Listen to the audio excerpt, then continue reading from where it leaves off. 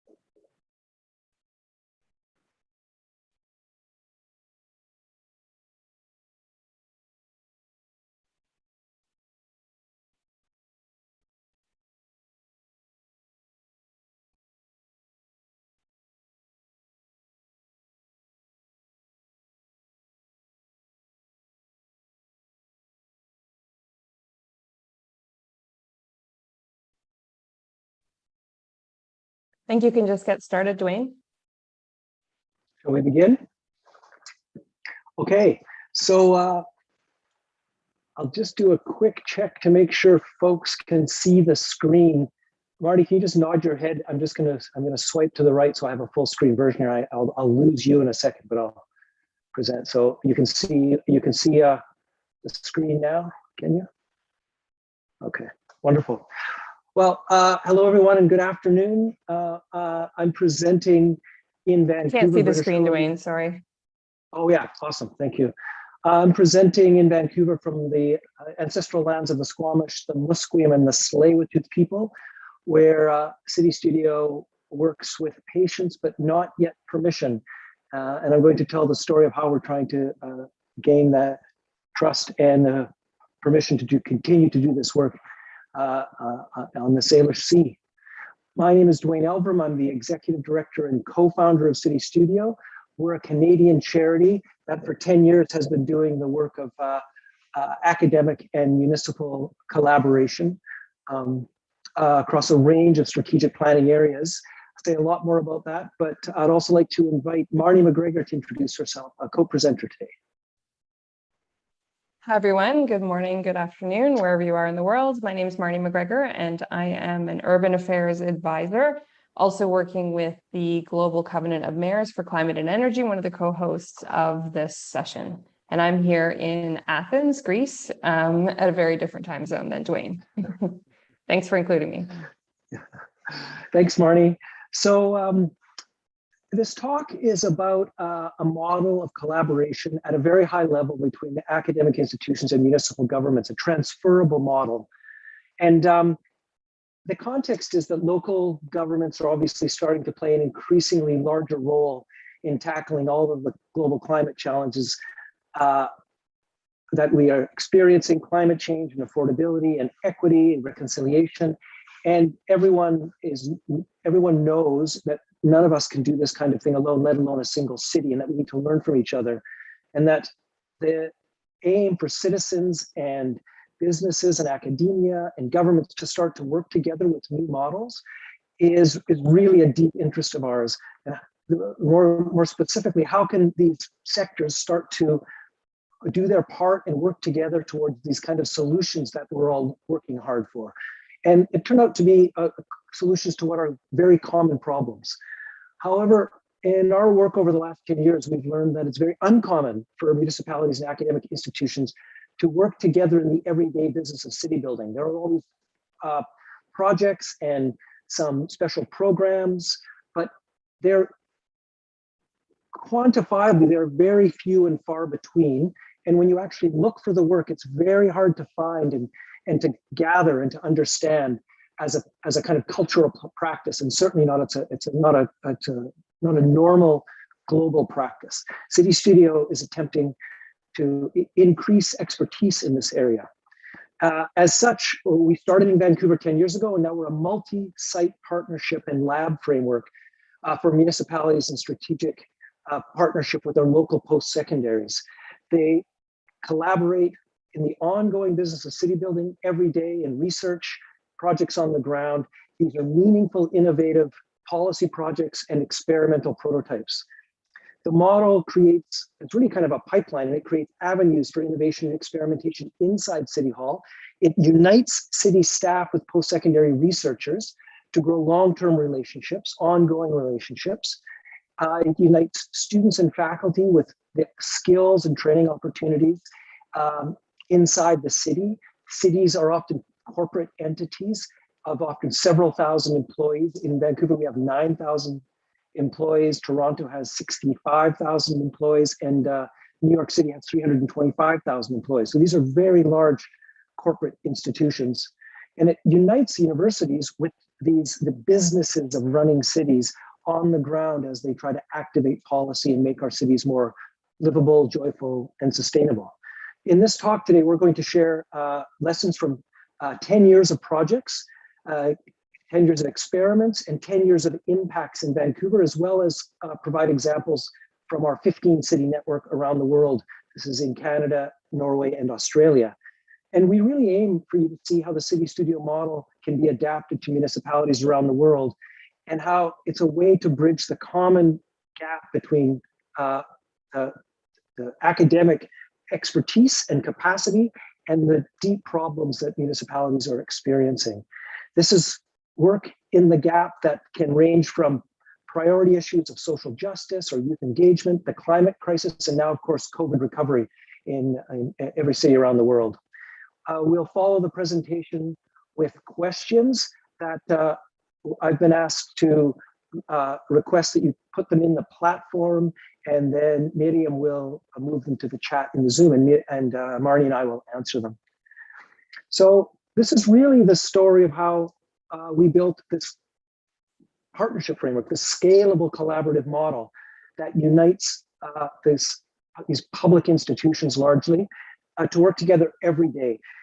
But it's important to say it's also the story of asking, what is education really for?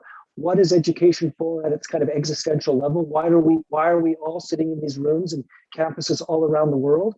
What are we doing for the planet? What are we doing for our families? What are we doing for our communities? It's really a story of asking how we might understand how to expand the social mission of post-secondaries, universities, and colleges. It's the story of inclusive city building. And it really is a story of finding leaders in cities and on universities who are ready to say yes to new models and new policy alternatives. And it's really also the story of when we live in the world of the tragedy of the commons, but we're really beginning to see how the model is more like it's the story of abundance rather than the tragedy of the commons. It's the story of how we reorganize, how we work together, so that it takes very few more resources to do this kind of work, but it does take organizational effort, and it's that part of the story that I'll spend some time explaining and digging into a little bit. Today, after the welcome and introductions, I'm going to talk a little bit about the why of CityStudio, why we got started and why it exists, why CityStudio, why now. I'll talk a little bit about how it works. We'll talk a little bit about project case studies, and both Marty and I will share our experience working on projects in Vancouver and throughout the network. We'll talk about the CityStudio network and how we connect and what it does and where it is. And then Marnie will speak to the kind of the possibility and the potential for a CityStudio in Athens. I'll return to talk about our impact, and we'll conclude and hopefully answer questions. I guess it's really important to begin with the why of CityStudio. It starts with an experience that I had with my co-founder in working for 20 years at the university, and having students increasingly end up in our office in tears, worried about their future, worried about the planet burning, really confused about how they can work on the planet while they're in school and learn the skills to work on the planet when they're finished with career skills. And they asked these two questions constantly for over a decade before we started CityStudio. They asked these two questions. They wanted to know what they could do to save the planet. They wanted to know how to earn a living doing it. And they really also wanted to know how come they're not learning how to do it in their classes. And they were really starting to experience this disconnect. So although we entered through a student-centered trajectory, it's now evolved quite significantly to a very strong mutual benefit case between students and faculty and schools and city staff.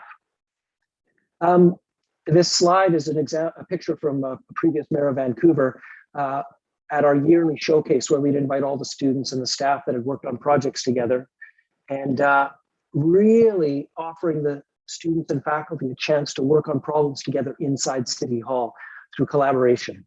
It was Sorry a kind to interrupt, of watershed. Dwayne. Yeah. Sorry to interrupt, but you need to share your screen. We can't see it.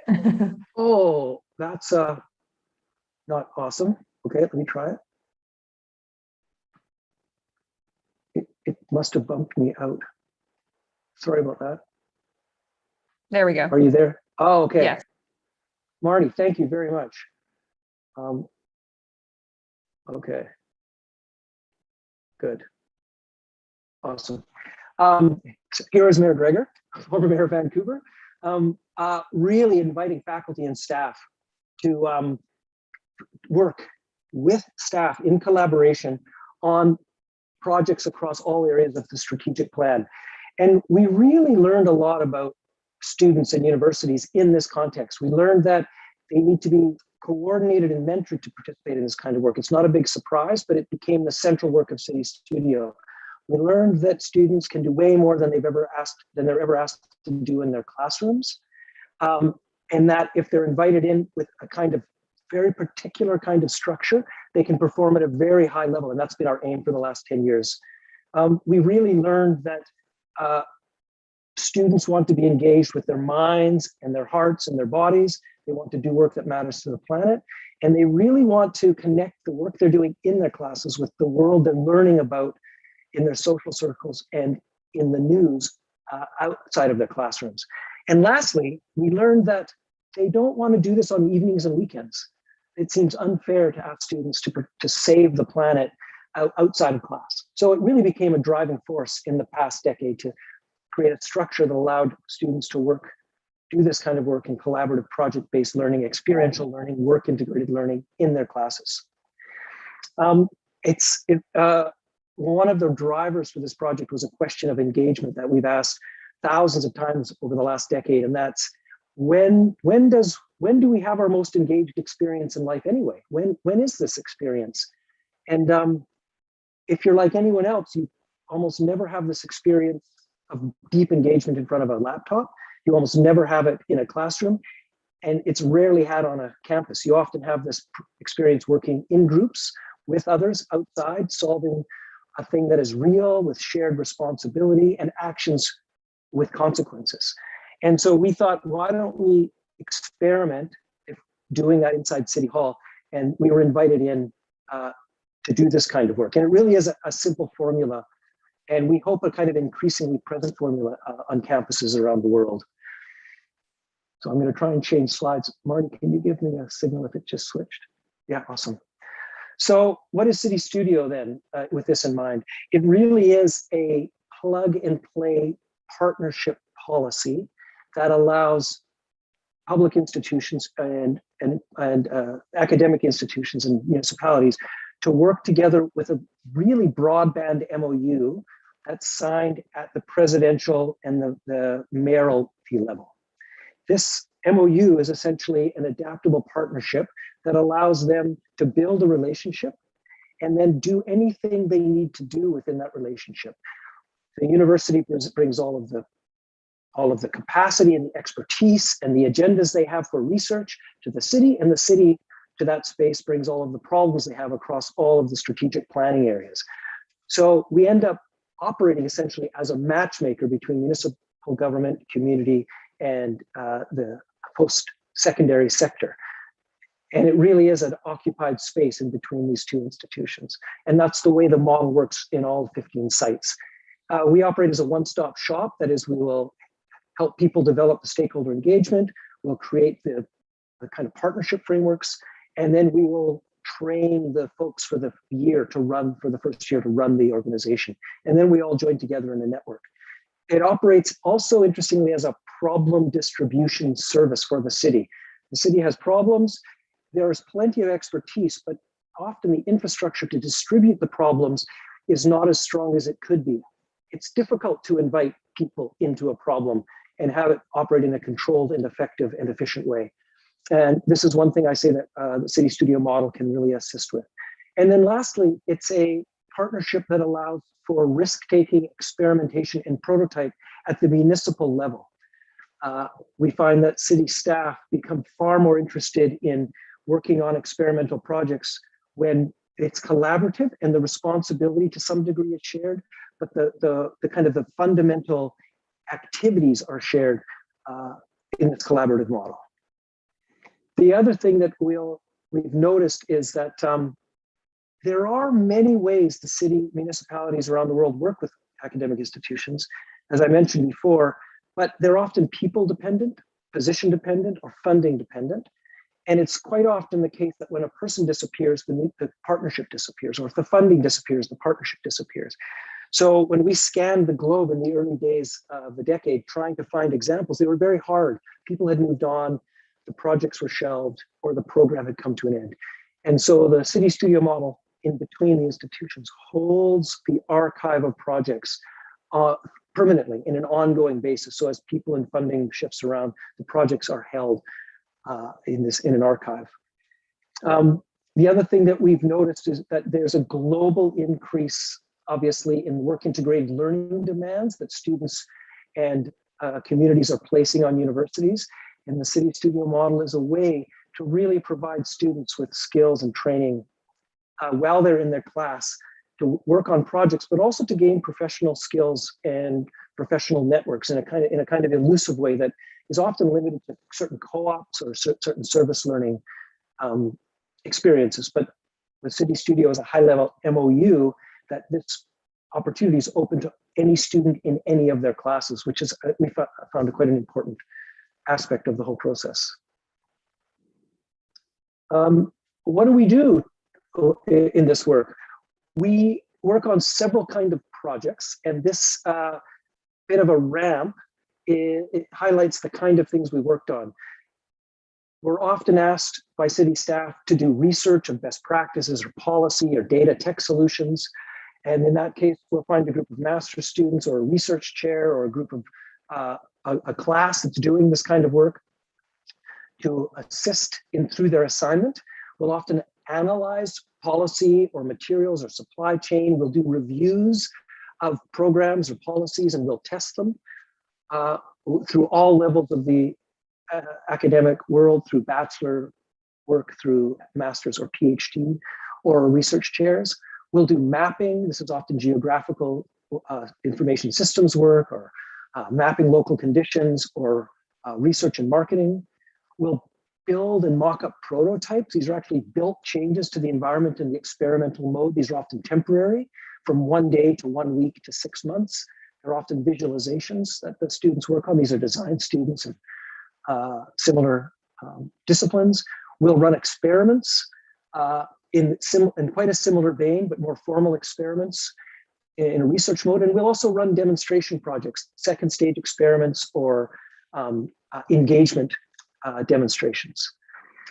And so what we offer to the city is, what kind of work do you need? If you have a project you're working on, what kind of output do you want? Do you want a prototype? Do you want a research report? Do you want an analysis? And it really helps the collaboration focus into a deliverable that everyone's happy and satisfied with. Moving into the kind of projects that we do, this is a very early project that had repercussions for the rest of our time together, and it sets a nice bar for what can be expected.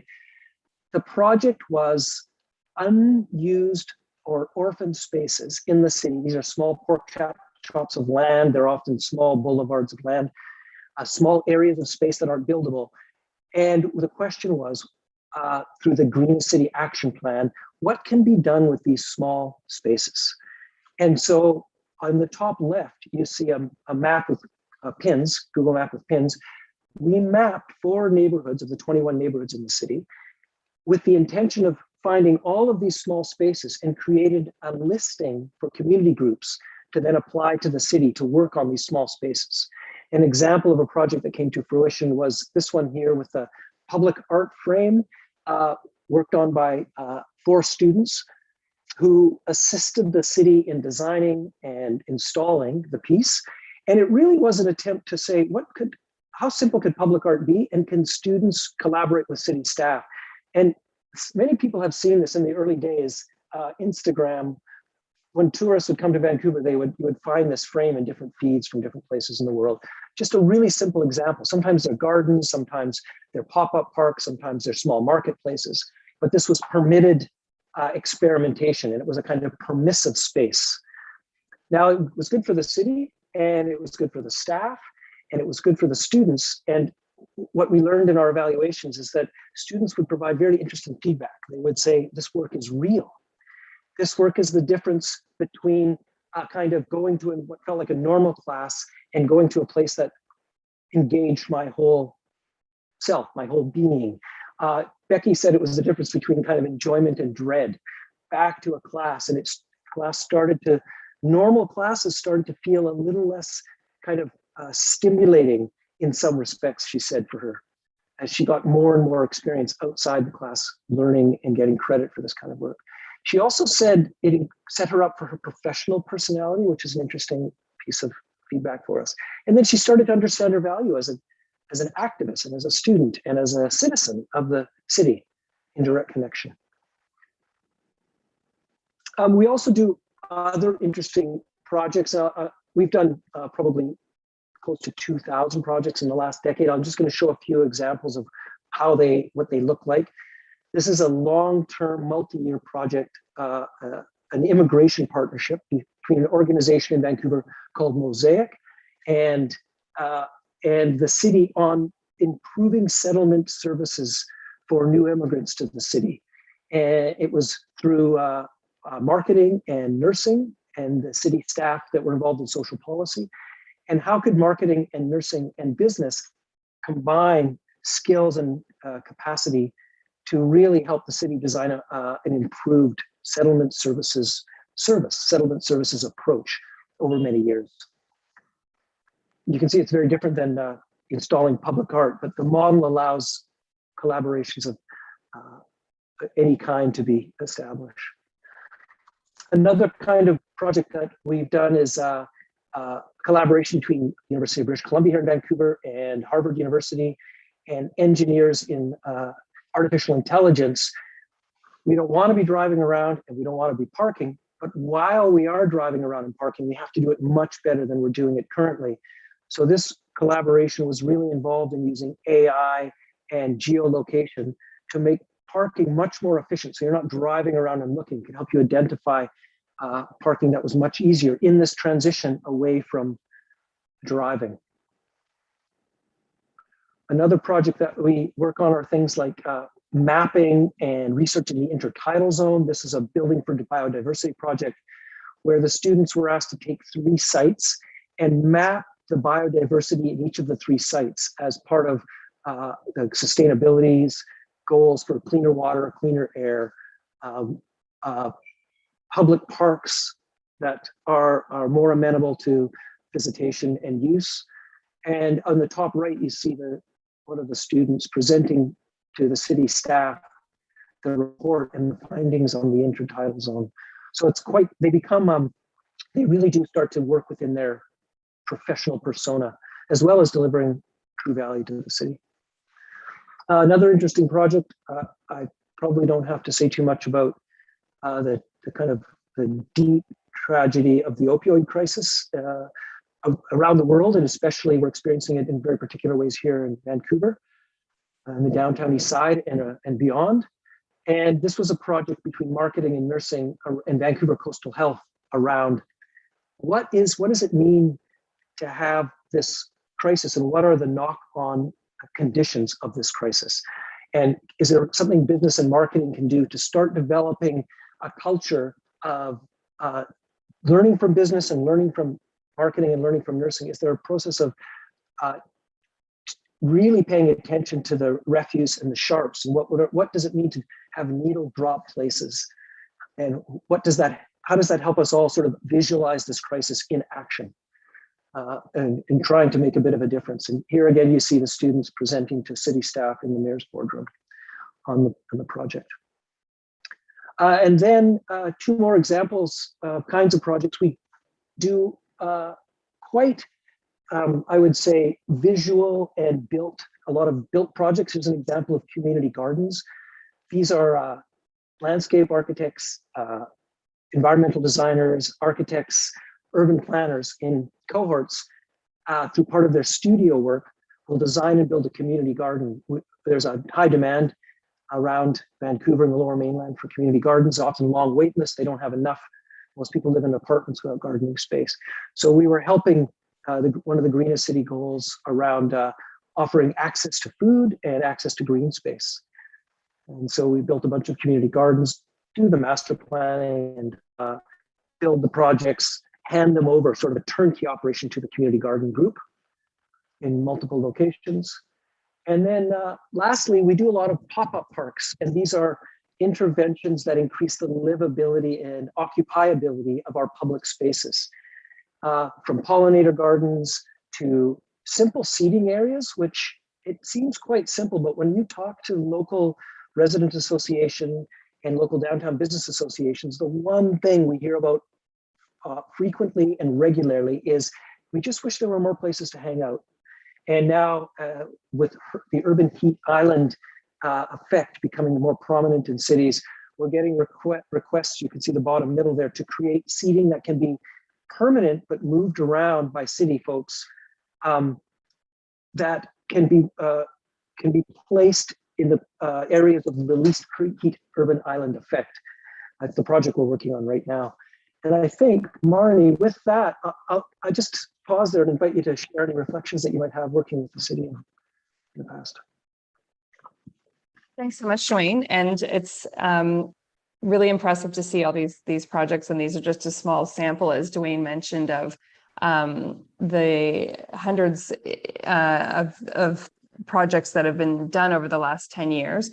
I was a City of Vancouver staffer for over 12 years, working under 3 different mayors. And when this was brought in under, as Dwayne mentioned, former Mayor Gregor Robertson and the council and the city manager at the time, it was considered quite a unique initiative.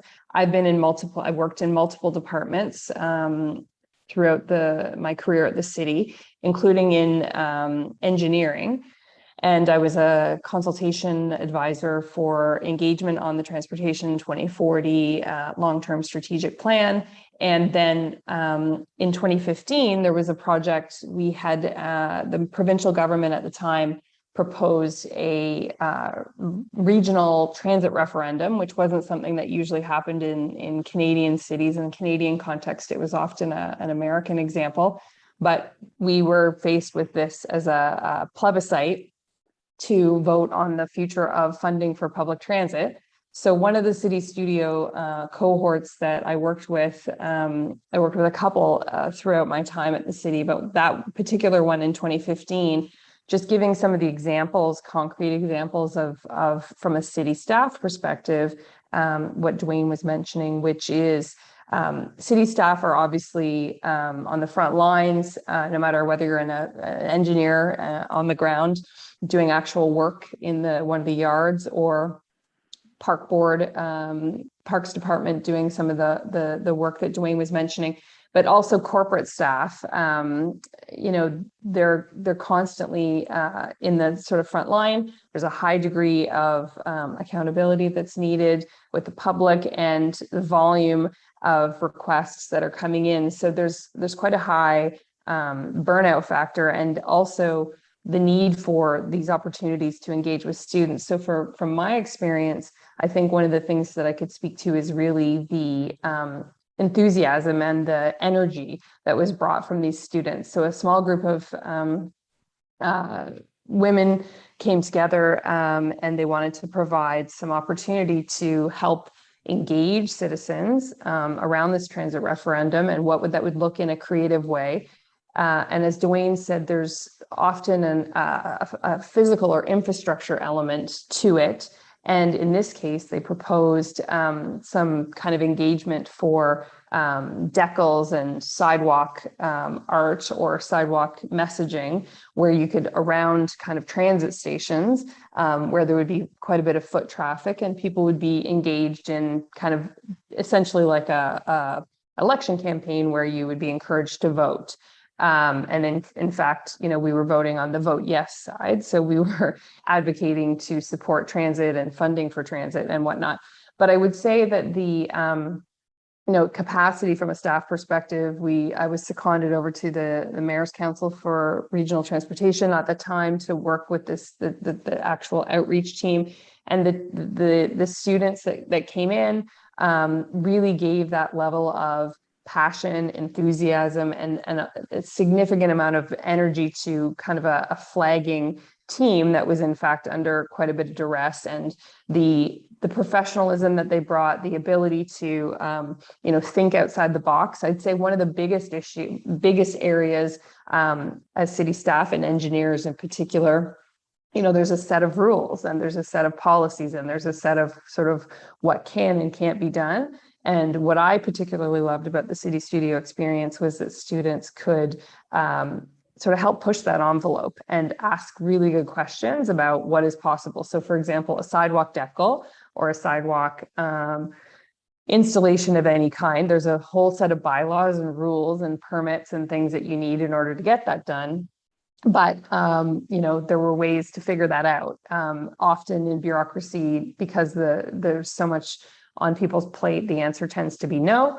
And this was a way to encourage how to sort of get to yes.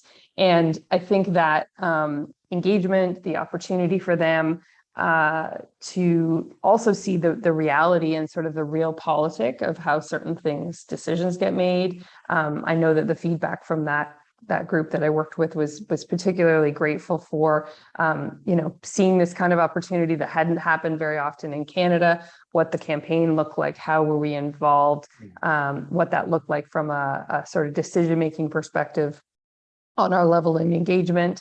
How could we, be advocates for something like this when it was almost like a political issue, but it was in fact not, it was a policy issue. So those are the kinds of things, I think, just speaking to what Dwayne was mentioning, the professional experience, the ability I've stayed in touch with some of them from a networking perspective. Now I'm living and working in Europe, and those, doing global work, and those relationships and experience, I think, really, really have a mark over the years. So I think I can wrap up there so we can move on, but that's, I would highly endorse, and it was refreshing to see many of my colleagues and former team members in these photos, because every single one of them that in all different departments that I've worked with have highly recommended, not just because of the fun that they're having in the pictures, but the level of engagement and the level of stimulation on that mutual exchange. And the real opportunity, given that this is an Innovate for Cities conference that we're speaking to, really that kind of innovation lab as a true creative place for people to, on both sides, to bring those ideas together into fruition. Thanks, Dwayne. Marnie, that's wonderful. Yeah, just hearing you speak about this in a fresh way. We haven't talked about this specific kind of project-based point of view for a while now, and it made me think that this really is a kind of the gap of getting youth at the table. It really brings youth to the table in a way that the city becomes real for them for often the very first time. As a 20-year university professor, my students could write the most amazing essays on democratic reform in the Ukraine, but they never voted. And they didn't know where their sidewalks came from. And you realize that kind of disconnect, that as the global university system is this kind of amazing knowledge creation, knowledge holding place, it doesn't necessarily excel at connecting us to where the buildings are. You know, it's a possibility of connecting more deeply to place. And it's definitely the case that students now have a seat at the table where there's a city studio. So just seeing that, reflecting on that in your comments really made me see that in a fresh way, actually. Yeah, it's kind of the model is very interesting that way. And it kind of works on you over time too. Like you start to see the benefits long-term.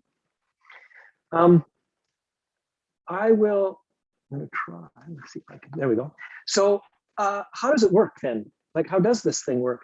So I'll just say a little bit about the 5 steps that we go through and provide some context by saying the key to a city studio in our locations and for new city studios that we're help opening up is that there's a coordinator, a human being sits in between the university and the city. And it's a shared partnership, a shared funding model. And this person becomes the social kind of activator, the community activator, the project holder, the matchmaker, the hosting service between these 2 institutions. And that ends up being kind of the secret sauce. And this person, beginning every April in North America, this person calls a meeting with city staff every April and gets ideas. And our project development workshop in Vancouver, for instance, we often have between 24 and 30 city staff, and they bring everything they're working on, what's coming up in the strategic planning process, little projects off the side of their desk they might not have time for, things that they're wanting to start to ramp up energy towards. They bring all of these things. And these project ideas are then sifted and understood how they might line up with the academic disciplines. And then the matchmaker takes them and distributes these projects to faculties and department chairs and disciplines and individual faculty in order to find the matches as step 2.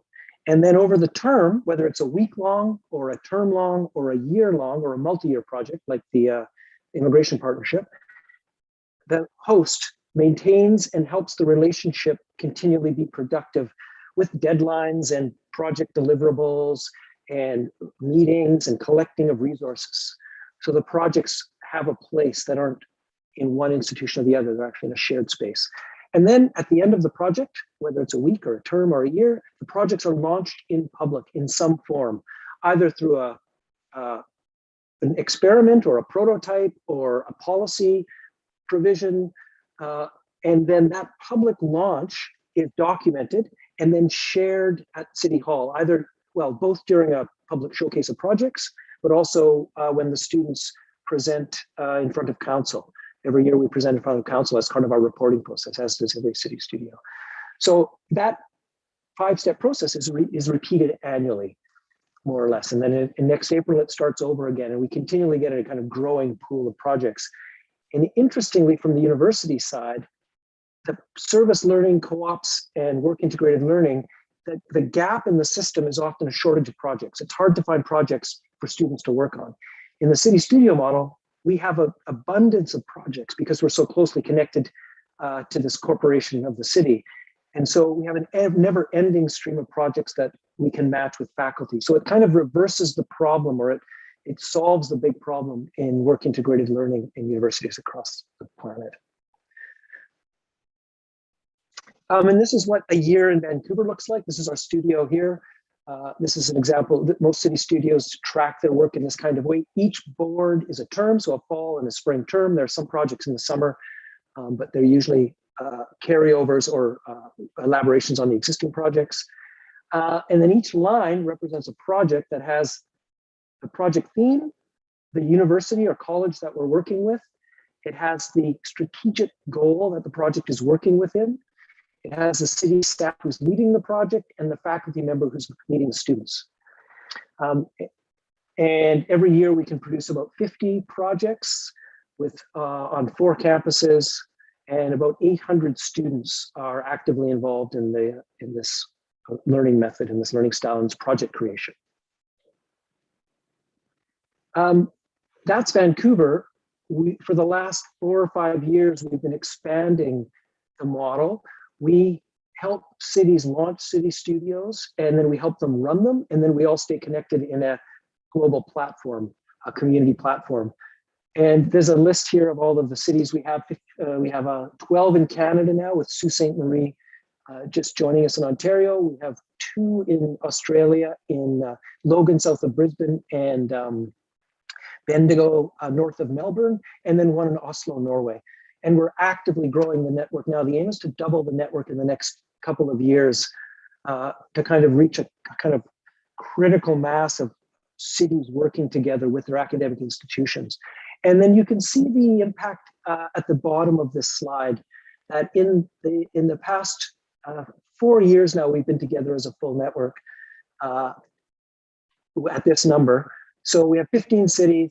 We work with 10,000 students and over 500 city staff, about the same number of faculty because it's often one-to-one, 232,000 student hours. So these are hours that have taken place in classes while simultaneously being pointed at a city problem or a city challenge, which is actually a very important number. This is civic action that can be lost unless it's combined and organized in this way around a city problem with student involvement, and then totaling 1,860 projects over the last years and growing.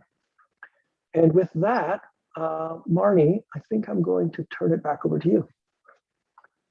Great. Thanks, Dwayne. And what I find so impressive is the fact that it's grown so quickly. I've worked in many different places around the world, and recently in the last few years, working with the Global Covenant of Mayors and also with other European projects based here in Athens, Greece, the center of democracy.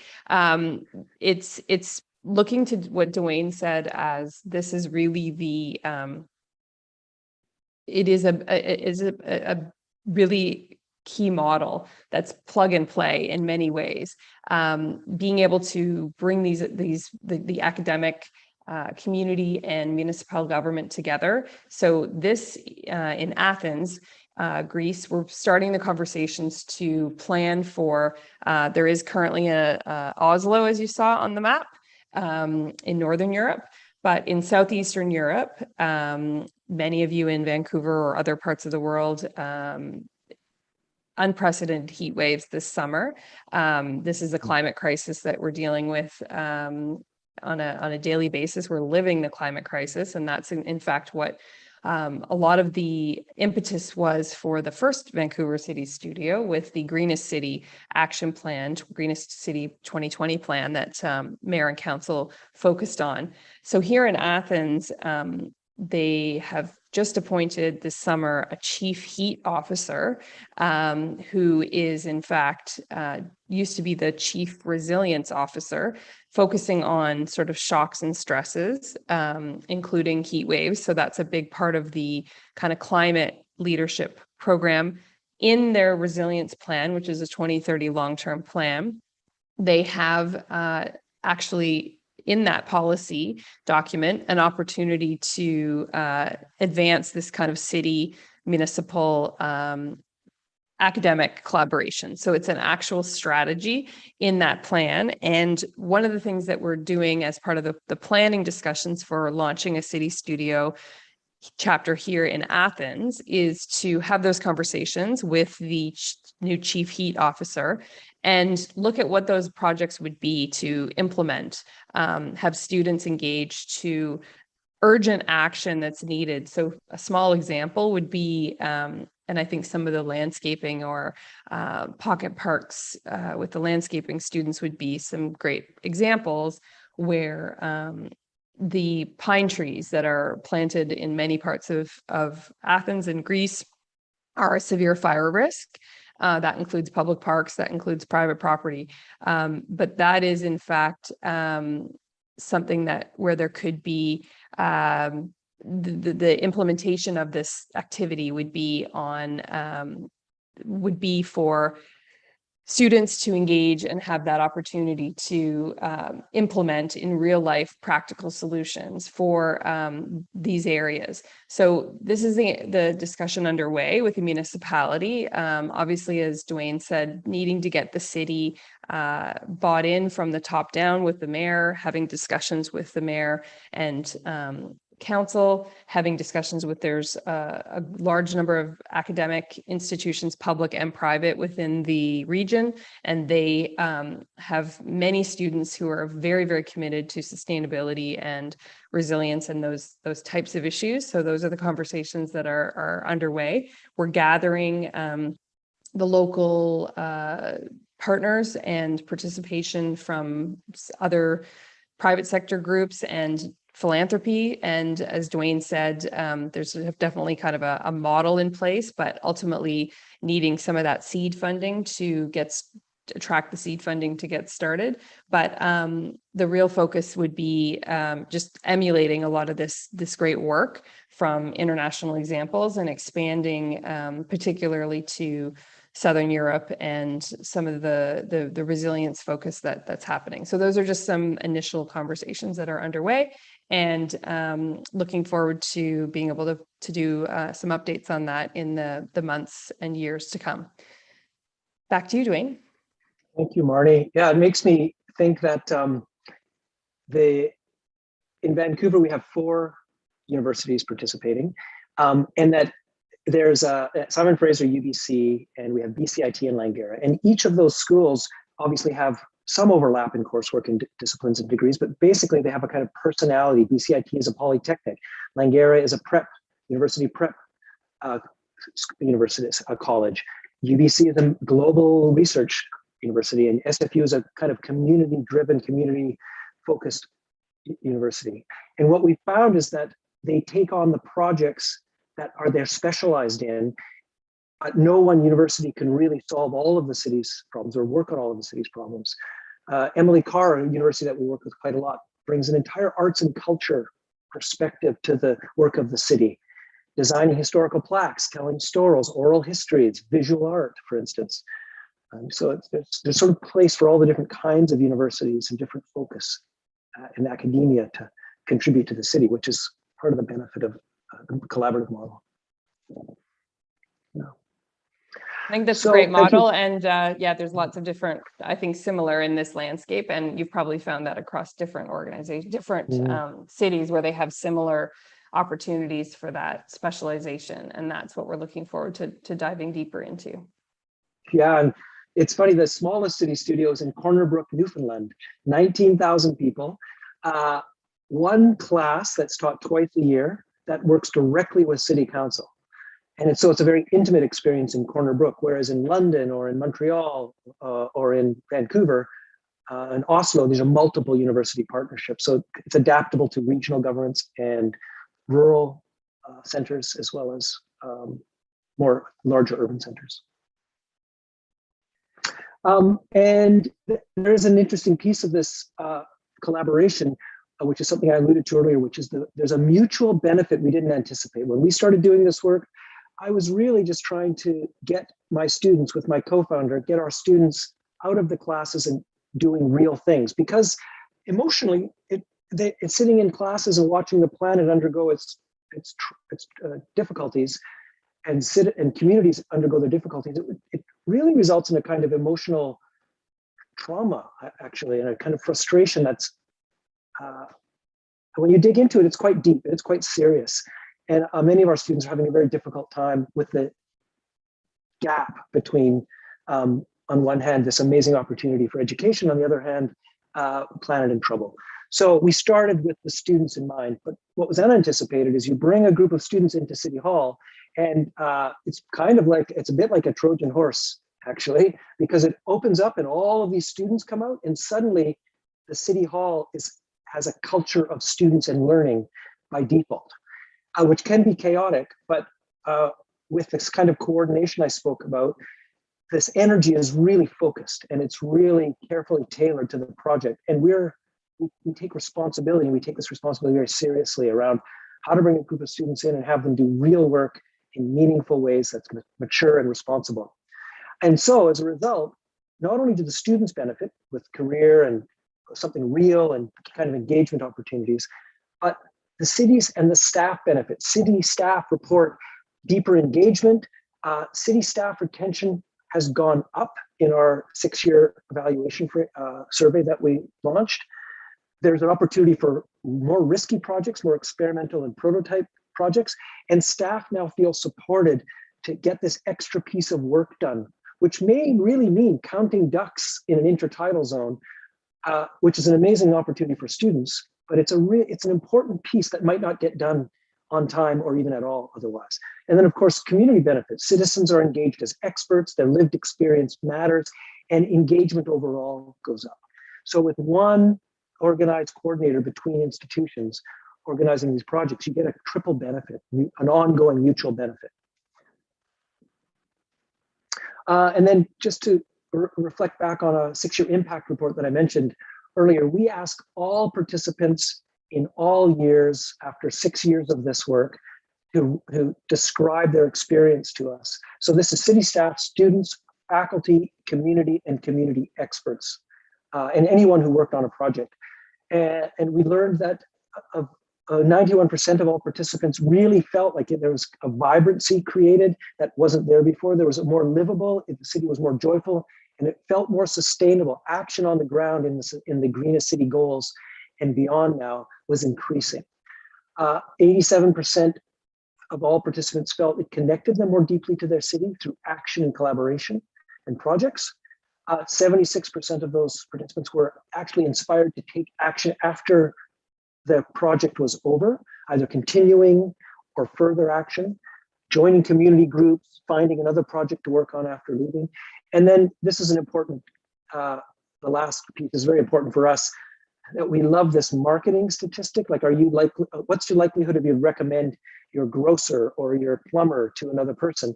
And we're all looking for this. I want if Marnie were to recommend her plumber to me, I trust Marnie and I would probably use the plumber because it's amazing to have that kind of recommendation. So we strive for a high likelihood to recommend, and we achieved 84% in the first 6-year impact report.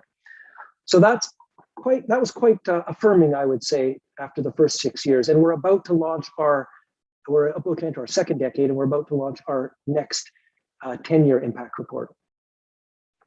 I won't.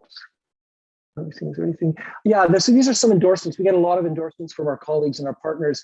And there are two that I kind of really stick out for me. One is Michel Labrie. He's an architect. He teaches at the Polytechnic here, BCIT. And for him, as a teacher, he started to reflect on how teaching was different. That there really is a kind of experimental and developmental nature to the pedagogy and to the learning.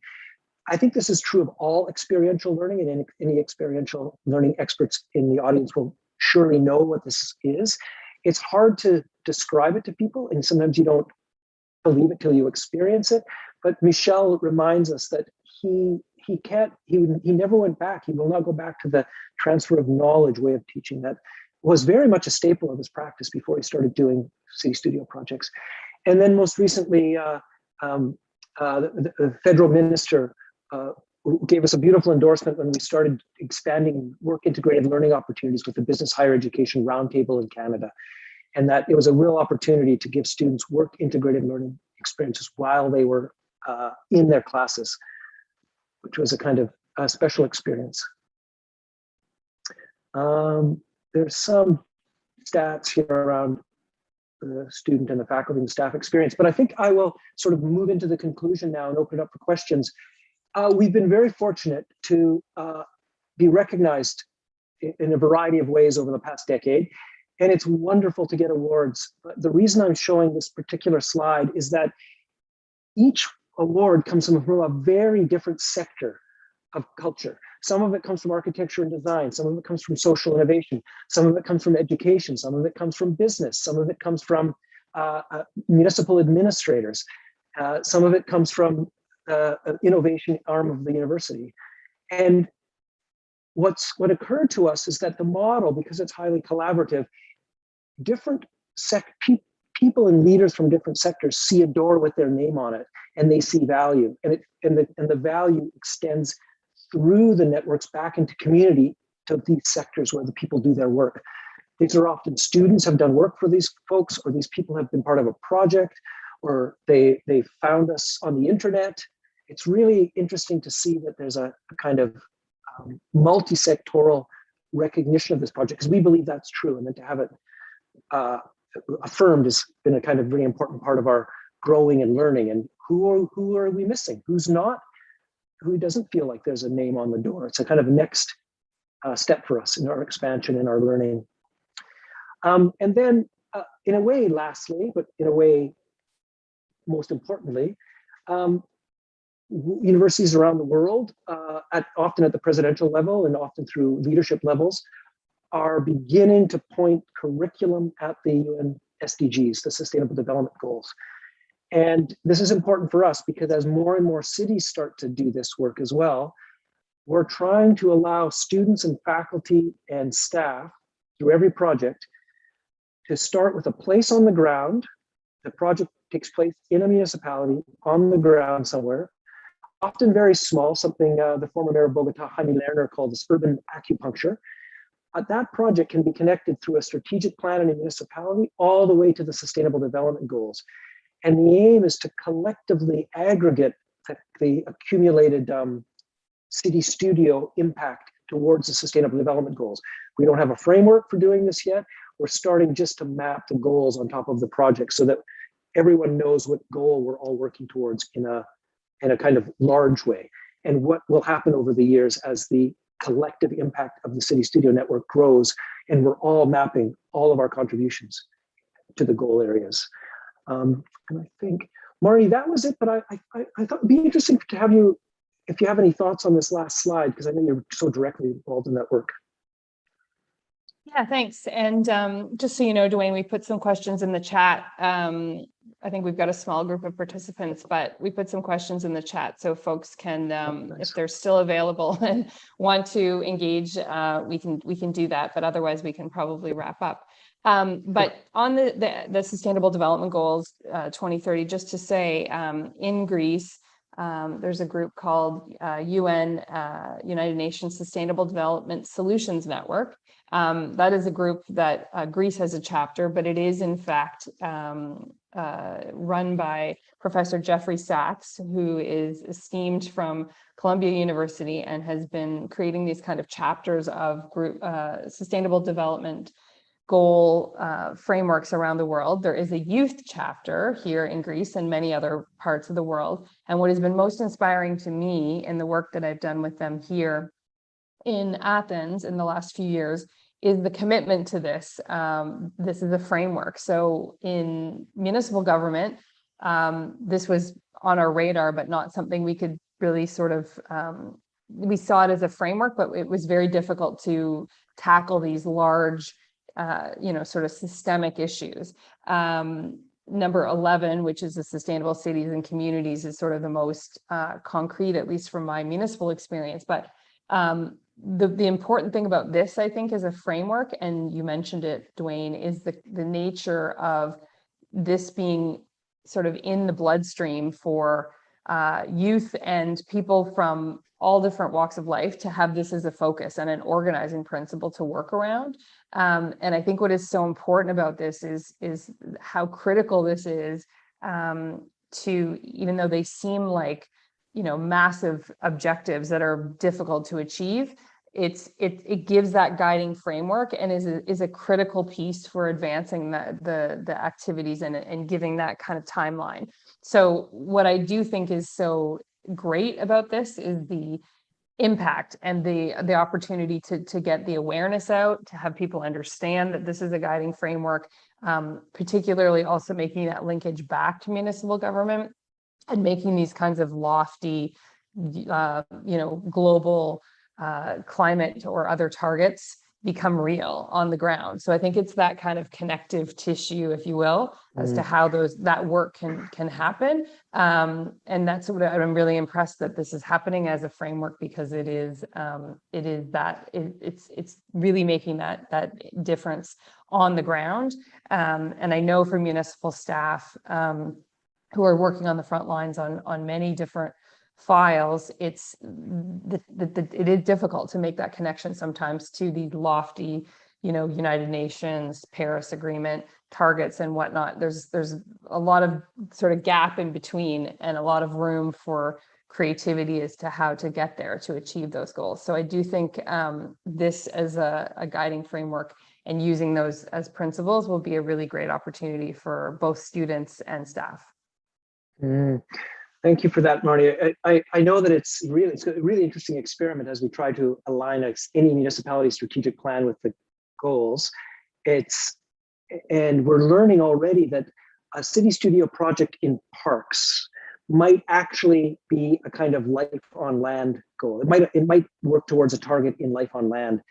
But there was a project about gender equity in parks, for instance, that then starts to speak to the gender equality goal number 5, and how do we track the projects that cross multiple goals, for instance, and what does that mean for this kind of overarching framework. But the learning on this is very early and it's very new, and it's something that we'll probably spend the next 5 years exploring and sharing with the network and others.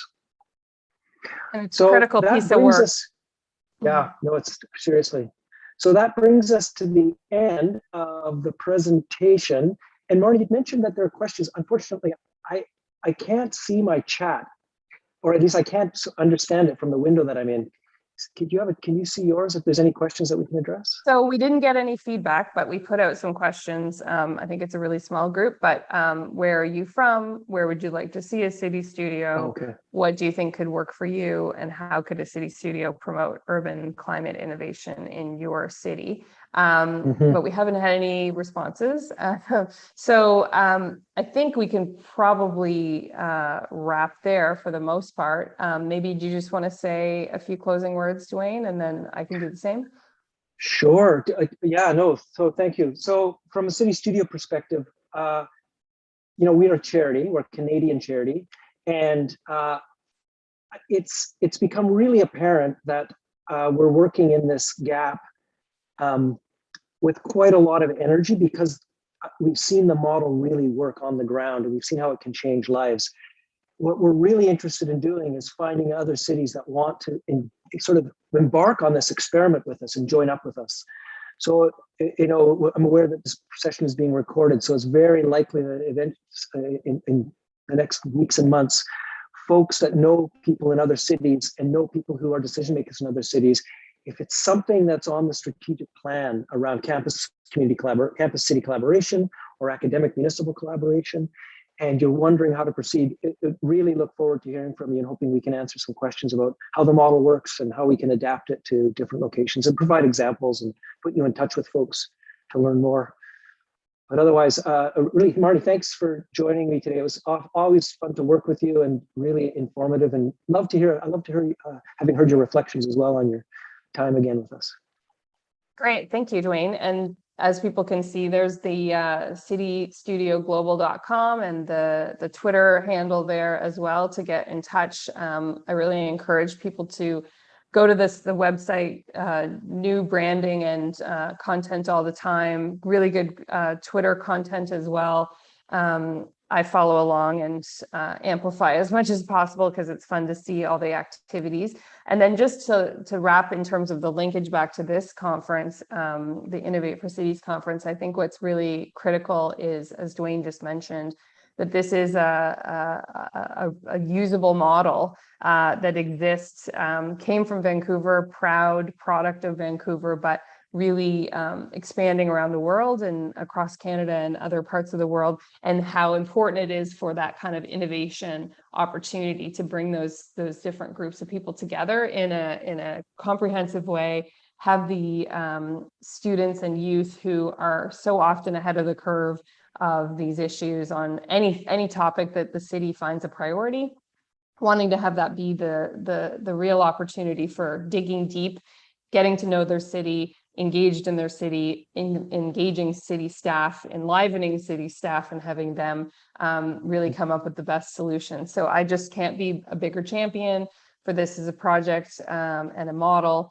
for urban innovation on climate or any other topic. And I look forward to people engaging further and developing, as you like to say, Dwayne, every city in the world needs a CityStudio.